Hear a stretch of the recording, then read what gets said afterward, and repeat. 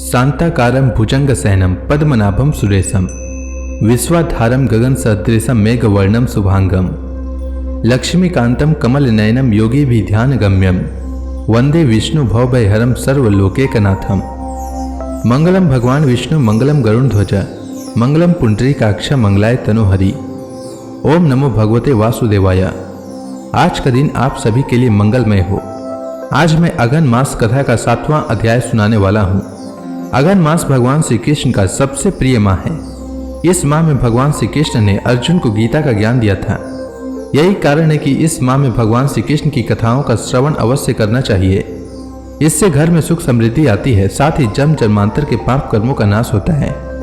तो आइए श्रवण करते हैं मार्गशीर्ष मास की कथा का 7वां अध्याय। श्री पराशर जी आगे बोले, हे मैत्रेय, एक बार बाणासुर ने भी भगवान त्रिलोचन को प्रणाम करके कहा था कि हे देव, बिना युद्ध के इन 1000 भुजाओं से मुझे बड़ा ही खेद हो रहा है। क्या कभी मेरी इन भुजाओं को सफल करने वाला युद्ध होगा? भला बिना युद्ध के इन भार रूप भुजाओं से मुझे लाभ ही क्या है? श्री शंकर जी बोले, हे बाणासुर, जिस समय तेरी मयूर चिन्ह वाली ध्वजा टूट जाएगी, उसी समय तेरे सामने मांस भोजी यक्ष पिशाच आदि को आनंद देने वाला युद्ध उपस्थित होगा। श्री पराशर जी आगे बोले, तदंतर वरदायक श्री शंकर जी को प्रणाम करके बाणासुर अपने घर आया और फिर कालांतर में उस ध्वजा को टूटी देखकर अति आनंदित हुआ। इसी समय अप्सरा श्रेष्ठ चित्रलेखा अपने योग बल से अनिरुद्ध को वहां ले आई। अनिरुद्ध को कन्यांतपुर में आकर उषा के साथ रमण करता जान अंतःपुर रक्षकों ने संपूर्ण वृतांत दैत्यराज बाणासुर से कह दिया। तब महावीर बाणासुर ने अपने सेवकों को उससे युद्ध करने की आज्ञा दी, किंतु शत्रु दमन अनिरुद्ध ने अपने सामने आने पर उन समस्त सेनाओं का नाश कर दिया। अपने सेवकों के मारे जाने पर बाणासुर अनिरुद्ध को मार डालने की इच्छा से रथ पर चढ़कर उनके साथ युद्ध करने लगा, किंतु अपनी शक्ति भर युद्ध करने पर भी वह यदुवीर अनिरुद्ध जी से परास्त हो गया। तब वह मंत्रियों की प्रेरणा से मायापूर्वक युद्ध करने लगा और यदुनंदन अनिरुद्ध को नागपाश से बांध लिया। इधर द्वारकापुरी में जिस समय समस्त यादवों में यह चर्चा हो रही थी कि अनिरुद्ध कहाँ है, उसी समय देवर्षि नारद ने उनके बाणासुर द्वारा बांधे जाने की सूचना दी। नारद जी के मुख से योग विद्या में निपुण युवती चित्रलेखा द्वारा उन्हें सोनितपुर ले जाए गए सुनकर यादवों को विश्वास हो गया कि देवताओं ने उन्हें नहीं चुराया। तब स्मरण मात्र से उपस्थित हुए गरुड़ पर चढ़कर श्रीहरि बलराम और प्रद्युम्न के सहित बाणासुर की राजधानी में आए। नगर में घुसते ही उन तीनों का भगवान शंकर के पार्षद प्रमथ गणों से युद्ध हुआ। उन्हें नष्ट करके श्रीहरि बाणासुर की राजधानी के समीप चले गए। तदंतर बाणासुर की रक्षा के लिए 3 सिर और 3 पैर वाला माहेश्वर नामक महान ज्वर आगे बढ़कर श्री भगवान से लड़ने लगा। उस ज्वर का ऐसा प्रभाव था कि उसके फेंके हुए भस्म के स्पर्श से संतप्त हुए श्री कृष्णचंद्र के शरीर का आलिंगन करने पर बलदेव जी भी शिथिल होकर नेत्र मुंद लिए। इस प्रकार भगवान सारंगधर के साथ उनके शरीर में व्याप्त होकर युद्ध करते हुए उस माहेश्वर ज्वर को वैष्णव ज्वर ने तुरंत उनके शरीर से निकाल दिया। उस समय श्री नारायण की भुजाओं के आघात से उस माहेश्वर ज्वर को पीड़ित और विवल हुआ देखकर पितामह ब्रह्मा जी ने भगवान से कहा, इसे क्षमा कीजिए। तब भगवान मधुसूदन ने, अच्छा मैंने क्षमा किया, ऐसा कहकर उस वैष्णव ज्वर को अपने में लीन कर लिया।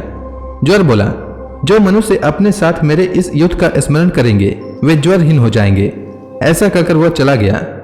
तदंतर भगवान कृष्णचंद्र ने पंचाग्नियों को जीतकर नष्ट किया और फिर लीला से ही दानव सेना को नष्ट करने लगे।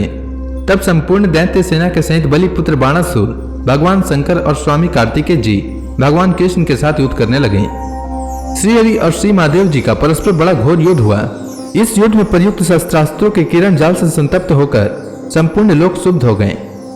इस घोर युद्ध के उपस्थित होने पर देवताओं ने समझा कि निश्चय ही यह संपूर्ण जगत का प्रलय काल आ गया है। श्री गोविंद ने जृंभकास्त्र छोड़ा, जिससे महादेव जी निद्रित से होकर जमुआई लेने लगे। उनकी ऐसी दशा देखकर दैत्य और प्रमथगण चारों ओर भागने लगे। भगवान शंकर निद्राभिभूत होकर रथ के पिछले भाग में बैठ गए और फिर अनायास ही अद्भुत कर्म करने वाले श्री कृष्णचंद्र से युद्ध न कर सके। तदंतर गरुड़ द्वारा वाहन के नष्ट हो जाने से, प्रद्युम्न जी के शस्त्रों से पीड़ित होने से तथा कृष्णचंद्र के हुक्कार से शक्तिहीन हो जाने से स्वामी कार्तिकेय जी भागने लगे। इस प्रकार श्री कृष्णचंद्र द्वारा महादेव जी के निद्राभिभूत, दैत्य सेना के नष्ट, स्वामी कार्तिकेय के पराजित और शिव गणों के क्षीण हो जाने पर कृष्ण, प्रद्युम्न और बलभद्र जी के साथ युद्ध करने के लिए वहां बाणासुर साक्षात नंदीश्वर द्वारा हाके जाते हुए महान रथ पर चढ़कर आया। उसके आते ही महावीरशाली बलभद्र जी ने अनेकों बाण बरसाकर बाणासुर की सेना को छिन्न भिन्न कर डाला। बाणासुर ने देखा कि उसकी सेना को बलभद्र जी बड़ी फुर्ती से हल से खींच खींच कर मुसल से मार रहे हैं और श्री कृष्ण चंद्र उसे बाणों से बिंधे डालते हैं। तब बाणासुर का श्री कृष्ण चंद्र के साथ घोर युद्ध छिड़ गया। वे दोनों परस्पर कवच भेदी बाण छोड़ने लगे, परंतु भगवान कृष्ण ने बाणासुर के छोड़े हुए तीखे बाणों को अपने बाणों से काट डाला और फिर बाणासुर कृष्ण को और कृष्ण बाणासुर को बिंधने लगे। हे द्विज, उस समय परस्पर चोट करने वाले बाणासुर और कृष्ण दोनों ही विजय की इच्छा से निरंतर शीघ्रता पूर्वक अस्त्र शस्त्र छोड़ने लगे। अंत में समस्त बाणों के क्षीण और संपूर्ण अस्त्र शस्त्रों के निसफल हो जाने पर श्री हरि ने बाणासुर को मार डालने का विचार किया। तब दैत्य मंडल के शत्रु भगवान श्री कृष्ण ने सैकड़ों सूर्यों के समान प्रकाशमान अपने सुदर्शन चक्र को हाथ में ले लिया। जिस समय भगवान मधुसूदन बाणासुर को मारने के लिए चक्र छोड़ना ही चाहते थे, उसी समय दैत्यों की विद्या मंत्रमयी कुल देवी कोटरी भगवान के सामने नग्नावस्था में उपस्थित हुई। उसे देखते ही भगवान ने नेत्र मूंद लिए और बाणासुर को लक्ष्य करके उस शत्रु की भुजाओं के वन को काटने के लिए सुदर्शन चक्र छोड़ा। भगवान श्री कृष्ण के द्वारा प्रेरित उस चक्र ने दैत्यों के छोड़े हुए अस्त्र समूह को काटकर क्रमशः बाणासुर की भुजाओं को काट डाला, केवल 2 भुजाएं छोड़ दी। तब त्रिपुर शत्रु भगवान शंकर जान गए कि श्री मधुसूदन बाणासुर के बाहु वन को काटकर अपने हाथ में आए हुए चक्र को उसका वध करने के लिए फिर छोड़ना चाहते हैं। अतः बाणासुर को अपने खंडित भुजदंडों से लोहू की धारा बहाते देख श्री उमापति ने गोविंद के पास आकर कहा। श्री शंकर जी बोले, हे कृष्ण, हे जगन्नाथ, मैं यह जानता हूं कि आप पुरुषोत्तम परमेश्वर परमात्मा और आदि अंत से रहित श्री हरि हैं। आप सर्वभूतमय हैं। आप जो देव और मनुष्य आदि योनियों में शरीर धारण करते हैं, यह आपकी लीला ही है। हे प्रभु, आप प्रसन्न होइए। मैंने इस बाणासुर को अभय दान दिया है। हे नाथ, मैंने जो वचन दिया है उसे आप मिथ्या न करें। हे अव्यय, यह आपका अपराधी नहीं है। यह तो मेरा आश्रय पाने से ही इतना गर्वीला हो गया है। इस दैत्य को मैंने ही वर दिया था, इसलिए मैं ही आपसे इसके लिए क्षमा कराता हूँ। श्री पराशर जी आगे बोले, त्रिशूल पाणी भगवान उमापति के इस प्रकार कहने पर श्री गोविंद ने बाणासुर के प्रति क्रोध भाव त्याग दिया और प्रसन्न वदन होकर उनसे कहा। श्री भगवान बोले, हे शंकर, यदि आपने इसे वर दिया है तो यह बाणासुर जीवित रहे। आपके वचन का मान रखने के लिए मैं इस चक्र को रोक लेता हूँ। आपने जो अभय दिया है वह सब मैंने भी दे दिया।